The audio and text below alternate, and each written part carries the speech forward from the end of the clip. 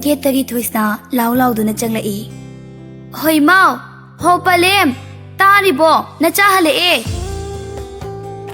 Hai, Karino Nangbo, Sumang the Suyoro, Nati, Getagi Urau Taragala Idubu, Karigino Misakitombia. Po Songi Pazabasaktam do, Uningakpa, Songi Saulang Bado, Miku Karataro da Bada, Yam Mistorakpa. Yare Lao Imung the Zangu, Yam Warina, Napikato Hongulao. Sarawana Bana Jacarule Horriban. Ainy, Katel Powder Chatlugi, Napanga Janingi. As she hiram naga, calmly bagari in Tokuna Chatcree. Twisna, imung the Jangaga, Mafika to Hong the gay, famung the hip to phone to Kana Oatly. Class 10 Loibagi, 11 Karakpagi, Yamna Langing Bamatam Duni. Iskul Hek Halaklaga, Fondo Dumak Metuna, Mama Nabising a Mrs. Tannery. WhatsApp group Tani, Bidiana. Ngasagi meski ozado yam phazai haiba ngawi da idi as magi class miss tawgum siko Ronika na hoi adune as yam smart oi haiba no fet ka tawradana ado physics ki ozado su smart yam oingo ngasai ga mi chana yi city da no fet ka tawsile thoisna na hey physics ki dudi ai gini ko namit ka choira kanu saurakani he ai Suraj balana as idea am chaida Wari the Tizi those up has a yam like hybrid the Tamu Baneba, Kaida Hanuba actor, bit come to like day. Wari the Nobi Bema, Aina Hibi draw, ha, Sidatam Siena, Nangyaz the Banatro, Kate.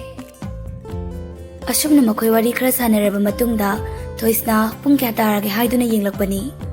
Pung Marita, the Wogita Madu the phone the Lokto Sinduna, dress on Dulaga, Imungilo Shimbaya Tabaklusili. Isaw lang duna, machinda murum sonduna tabak tauri.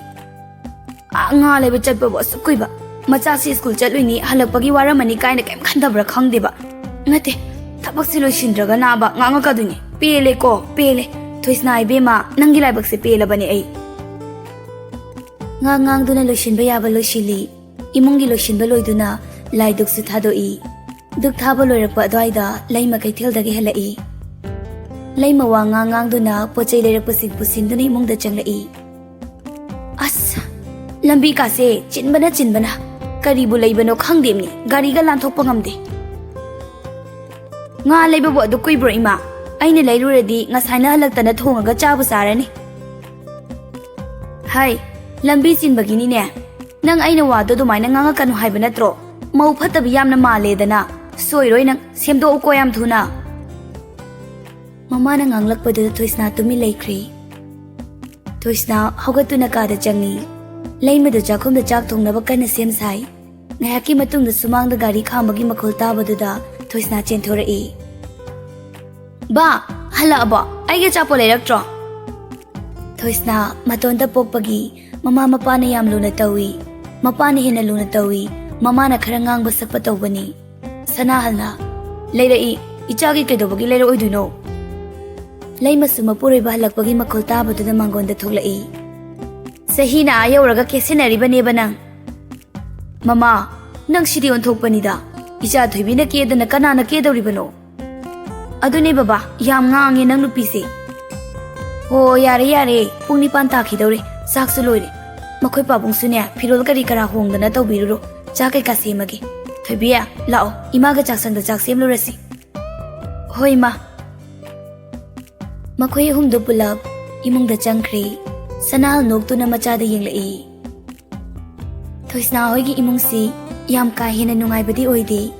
Adum changa madalay, thoidok hindok na su waba chingdi. Sanahal di private company amada supervisor oy na laybani. Aduga layman na laykay gi, fee taybiyo hay na harakpada, man hiyek taybi, asyam tawdo na laybani. Sanahal firol humdok paloy do na, jakom da changlai. Sanahal na, loy rameda na, lao charasi. Sanahal na, chak chana Twisna da. Thoibiya, school di kamdawi, oja sing na kamdaw ba? Baba, adum nungay, oja sing su iyampay, fazana dum takpi. Oh, adune, isa sidi, larik tapok ng jangga da bani ko. Hoy baba. Sanahal chak tok to na hagot kri, layman na machanupi da. Thoibiya, noy gidubo class da nupaga punbro, kamdawi. पुल्ले नुपीनदी हेना यामे अखोई क्लासददी मा इमाना हाइगदबदिने थोइबिया नुपी हाइबसिदी खोंफम अमा सोइबदा अदुक्कि मतिक यामना मांगजै अदुना चिक्सिलुको इमाना हाइरिसे नुपा कोइगनो हाइबा नते कोयु अदुबु का हेंजिनगनो हाइबनी नुपा कोइरे हाइदना lyric लाइसुदा सोइरकनी नाथाइबा तौगनुको होय mama तौरोयबा आइबा दुमाइना तौगदबा मानब्रा कोइरोइदा नुपागा अमता कोइनिंगदेबा इचादी ज्ञान ताबनिनाने हाइबम थुएना हाइबनी इमाना चाबा लोइरबो नंगबो नबुक थल्लबो थल्ले mama अदुदि लोशिलसे थेंख्रनी अशुमना mama मचा चंगदुना नुंगदांगी थबक सिंग लोशिली थबक कैका लोशिनबा लोइरगा थोइसना मागी कादा चंगलक्तुना फोनदो हाइफिट येंगलुबदा मिस कॉल अमगा मेसेज अमगा लाअमी लाक्लिबा मेसेज तुदा थोइसना ngaglepna yengi सेव तौदबा नंबर गा ओइबना मेसेज सु हलुद्री कॉल बैक सु तौरुद्री मेसेज तुदा सुमना हाइरई कॉल गा पटपा थमग्रिनिने हा थबक याम चिनबे वाराबा सोरे ngasi ko nungaini na thik tawgeba ai halakpaga laki nang leiramu nayumda leiramu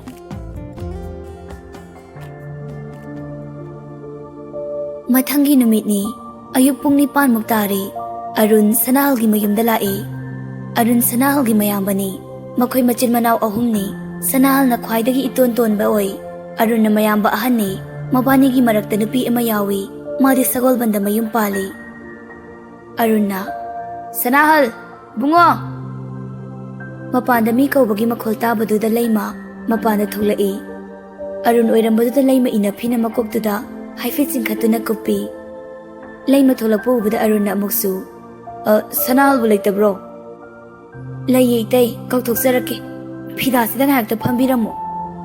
Haiduna morama laybadu arungi mapaw irap na tharami. Sanahal sa imong dagi mapanda thulai.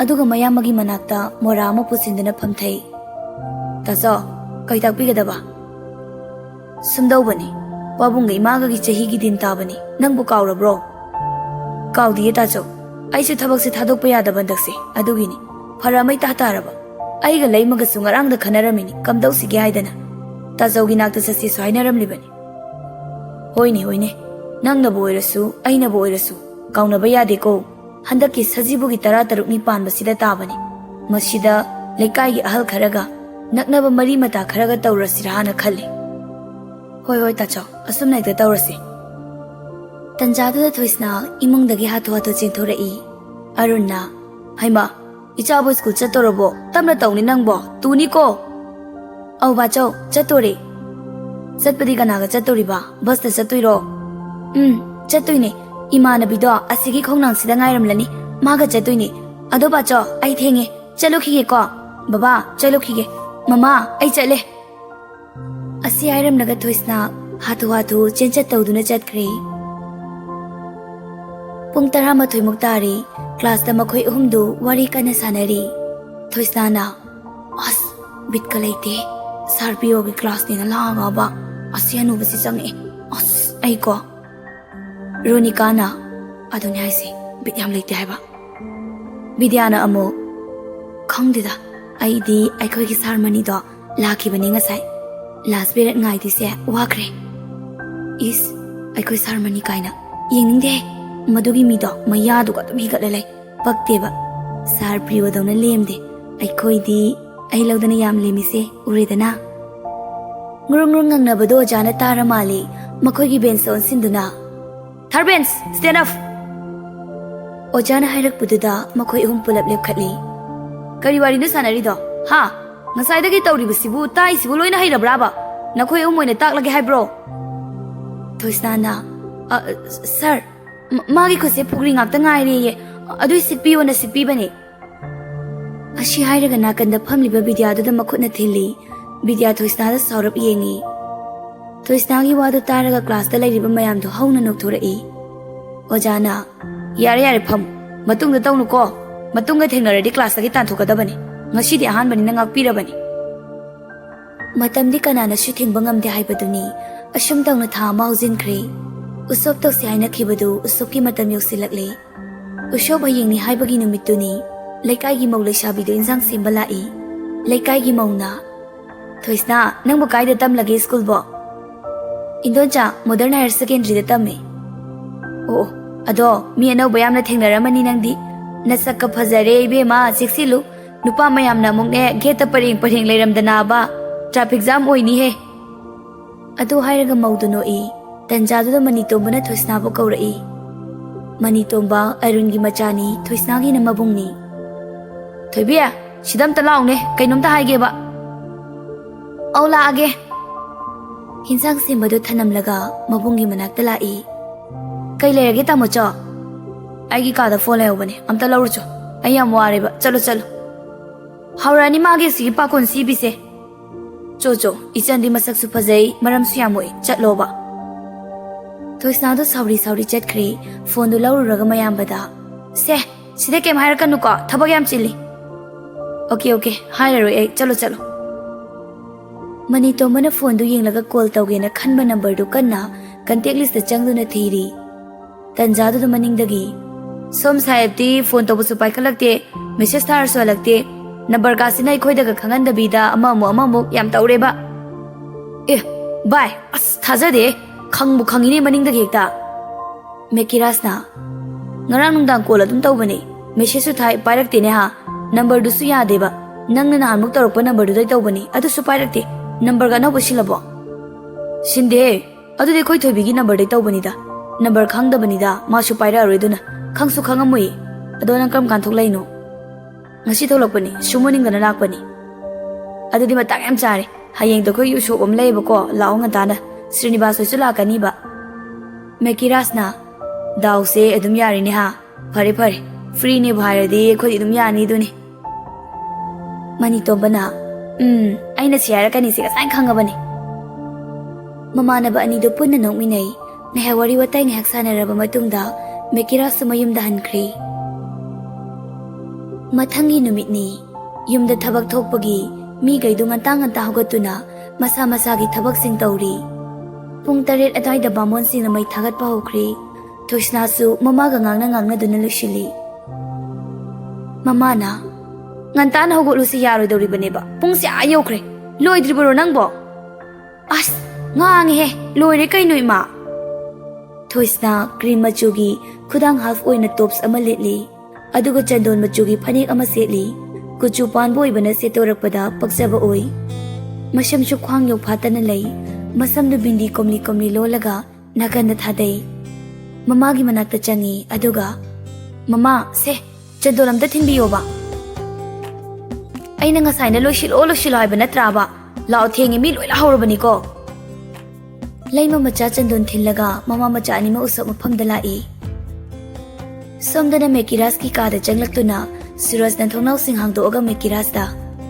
Yambungja, ho yambungja, pung 8 tare hogolo. Ima shine yambungja usap ma chatkani haina hai. Thengi hogdok chona la ine ba. Mekiras ta sinade adumak tumduna lai. Yambungja, pung 8 makhai dani ko breakfast tawdido. Pabungna matam chana laktradi ba thaina tawhanbadu kaunu he. Asi hairamlaga Suraj kadagi thokri. Suraj makhoi gi imungda mateng oinanaba leibani. Adubu mairabani yamna luna machadawna loinabi. Atopa imunggi misingdunasu mahakpu machin manaudawna loinai. Mekiras tande mandi hogotuna washroom changkri. Mekiras ki imungsi nungai yaifana leiba imung amani. Laikai miyamna ikai khumnaba thamlibani thak wangna. Mahaki mapabung mairaba achumba chatpa misakni. Makhoi gi imungda rules khara lei. Chak chaba matamda punna chaminaba, breakfast tawba matamda punna tawba, niyom naina mairabana sinduna thammi. Matam yamna naina chatpa mi amani mairaba. Paisha pai haiduna pongthok chawthokpa karisu leite, icham chamna leiba pami. Aduna machasing sumana chamna hingba tamsi haidana tattana hai, wahi khudingi. Mekiras brush tawba changbada irusulu jathore. Mana tumlamliba phamungdu mashanana mogloshili. Mekiras masagi oina masayamna nanjai. Mingoda thaudabasi kaya hinadaba misakni. Mina tawbada masada kainoma watpadawna tawjai. Aduna anamba masana dumak tawjabani. Dress up tawnaba haidana magi kada test tawduna leiba upudu hangdoklaga. Furit khalli. Upu mamangduda leiribadu organize tawduna phajana thammi. Formal pen gina formal pen thambam. Furit gina furit. Macha khaina amata yensinadabida thammi. Ushopni khanbana ma white machugi main shirt ama lauthokuna litli. Khongaungna begi cream color ki formal pen ama setli. Leather wristwatch ama puthokuna sizili. Khongupna brownish machugi formal shoes ama tongi. Kulai kuchu oirasu setorakpada pakchaba oi. Mi shuwangi hek yengbada damak yengningba phawi. Dress up loiduna makhada breakfast tawnaba kumtharai. Mekiras nakfet tawna mapada hairai. Good morning pabong. Thengida nganna hogoluni nangbo nasa phanaba. Hayengdagi nganna hogolagi pabong. Karai da chani ba Manitombo hi shop ne haba natro. Hoi mane pabong. Phare phare chathoklu. Ka hena di koirakanu ko. Ai halaga wari khara su sanasi. Hausikti nang thengani. Thabak to hana chathoklu. Horin sanarsi pabong. Mekiras kudang dai fit thangatuna pung yengi nipan tagadawri. Pabo, ai ngasidi ayan hawgolamage thengi. Hoi chalo chalo. Gari ka to inthi jana thauko.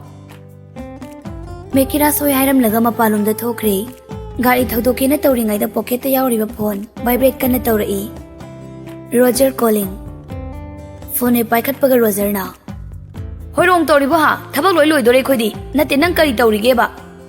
Oye, lai karino ne gari thaudoke tawri thamoyare. Asi hairaga phone du kakthali. Gari du garage tagi thaudoraktuna chatkhre. Thoisna chakhom da chakan na loli. Amada muk chen tawduna. Mekiras geta gari du khamaga imung lomda phone tawduna changlai. Srinivas na. Manitombo gi ka dadum lai law yar chango.